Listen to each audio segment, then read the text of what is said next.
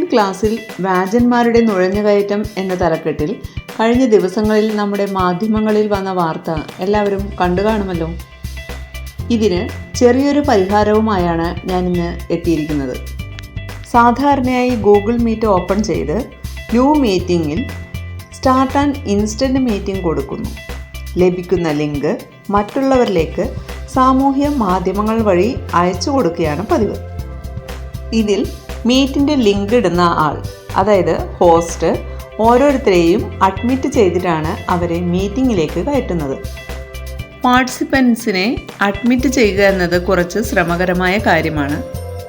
Participants മീറ്റിലേക്ക് പ്രവേശിക്കുന്നതും ചില സന്ദർഭങ്ങളിൽ സമയബന്ധിതമായിക്കൊള്ളണം എന്നില്ല.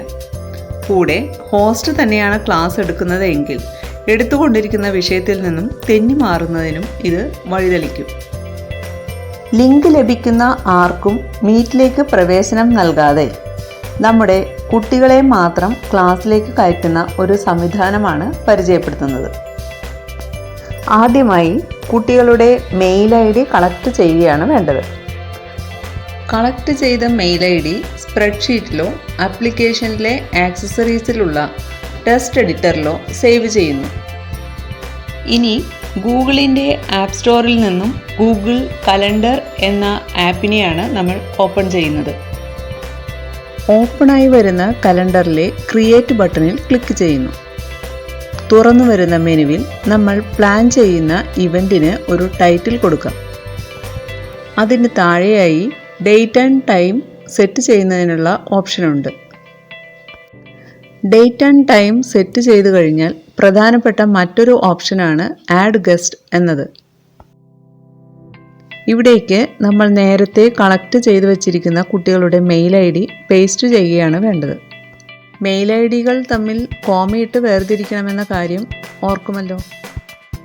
ശേഷം എൻ്റർ കീ ക്ലിക്ക് ചെയ്യുന്നു. ആഡ് ചെയ്ത മെയിൽ ID ഗസ്റ്റായി ഇവിടെ ലിസ്റ്റ് ചെയ്യപ്പെടുന്നതായി കാണാം. അതിന് താഴെയായി കാണുന്ന ഗസ്റ്റ് പെർമിഷനിൽ ഒരു സെക്യൂരിറ്റി മെഷർ കൂടിയുണ്ട്. അതിൽ ക്ലിക്ക് ചെയ്യുമ്പോൾ വരുന്ന ഇൻവൈറ്റ് അതേഴ്സ് എന്നത് ഗസ്റ്റിന് മറ്റുള്ളവരെ ഈ മീറ്റിങ്ങിലേക്ക് ഇൻവൈറ്റ് ചെയ്യുന്നതിനുള്ള ഓപ്ഷനാണ്. അത് ഓഫാക്കിയിടുന്നു. കൂടാതെ ഈ മീറ്റിങ്ങിലെ അംഗങ്ങളുടെ കോൺടാക്റ്റ് ഡീറ്റെയിൽസ് ഷെയർ ആവാതിരിക്കാൻ സി ഗസ്റ്റ് ലിസ്റ്റ് എന്നതും ഓഫാക്കിയിടുന്നു. ആഡ് ഡിസ്ക്രിപ്ഷൻ എന്നതിൽ ക്ലിക്ക് ചെയ്താൽ മീറ്റിലേക്ക് അറ്റാച്ച്മെൻറ്റ് ചേർക്കുന്നതിനുള്ള ഓപ്ഷൻ ലഭിക്കും. ആവശ്യം വേണ്ട സെറ്റിംഗ്സ് നൽകിയ ശേഷം സേവ് കൊടുക്കുമ്പോൾ ഒരു ഡയലോഗ് ബോക്സ് വരും. മുമ്പ് ആഡ് ഗസ്റ്റ് എന്നതിലേക്ക് ആഡ് ചെയ്ത മെയിൽ IDകളിലോട്ട് ഒരു ഇൻവിറ്റേഷൻ അയക്കണോ വേണ്ടയോ എന്നാണ് ചോദിക്കുന്നത്. അതിൽ സെൻഡ് എന്ന ഓപ്ഷൻ കൊടുത്താൽ കുട്ടികളുടെ മെയിലിലേക്ക് ഒരു ഇൻവിറ്റേഷൻ ലഭിച്ചതായി കാണാം.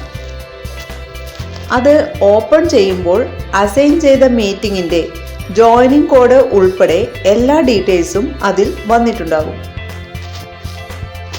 ഒപ്പം സ്റ്റുഡൻസിൻ്റെ ഗൂഗിൾ കലണ്ടറിലേക്കും ഈ ഇവൻ്റ് ആഡ് ആയിട്ടുണ്ടാവും. ക്ലാസ്സിന് സമയമാകുമ്പോൾ ടീച്ചറിൻ്റെ അഥവാ ഹോസ്റ്റിൻ്റെ കലണ്ടർ വീണ്ടും ഓപ്പൺ ചെയ്ത് ഷെഡ്യൂൾ ചെയ്തിട്ടുള്ള ഇവൻറ്റിൽ ക്ലിക്ക് ചെയ്യുന്നു. ഓപ്പണായി വരുന്ന ബോക്സിൽ ജോയിൻ വിത്ത് ഗൂഗിൾ മീറ്റ് നൽകുന്നു. ജോയിൻ നൗ എന്ന ഓപ്ഷനിൽ ക്ലിക്ക് ചെയ്യുന്നതോടെ മീറ്റിംഗിലേക്ക് ടീച്ചർ പ്രവേശിക്കുന്നു. ഇതേ സമയം കുട്ടിക്ക് ലഭിക്കുന്ന മീറ്റിംഗ് ID ഉപയോഗിച്ച് മീറ്റിലേക്ക് കയറാൻ ശ്രമിക്കുമ്പോൾ ആസ്ക് ടു ജോയിൻ എന്നതിന് പകരം ജോയിൻ എന്ന ഓപ്ഷൻ ആയിരിക്കും ഉണ്ടാവുക. ജോയിൻ ചെയ്യുന്നതോടെ മീറ്റിംഗിലേക്ക് ടീച്ചർ അഡ്മിറ്റ് ചെയ്യാതെ തന്നെ കുട്ടിക്ക് കയറാനാവും.